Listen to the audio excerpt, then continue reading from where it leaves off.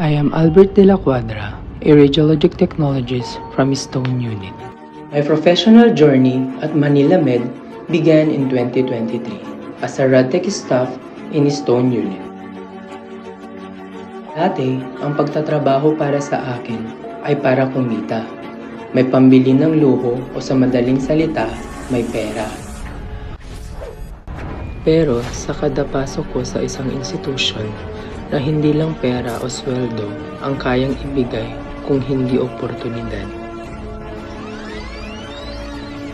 Kaya noon pa man, hanga na ako kung paano kumalinga ng tama ang bawat empleyado ng Manila Med. May malasakit sa bawat tao, anuman ang kanilang estado. Kaya sabi ko, dito ako magtatrabaho. At sa tulong at gabay ng Diyos at sa tiwala ng buong management, I am now the officer in charge of our unit. I truly admire how our institution not only values patient care but also prioritize the growth and development of its employees.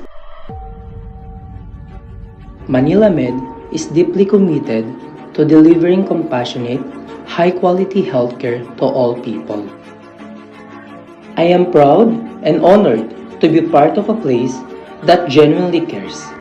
In life, sometimes it only takes one or two people to truly believe in you, to remind you to keep going and to always feel better.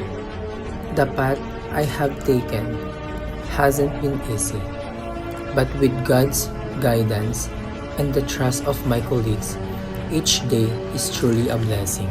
Once again, I am Albert De La Cuadra, your Manila Med Ambassador 2025.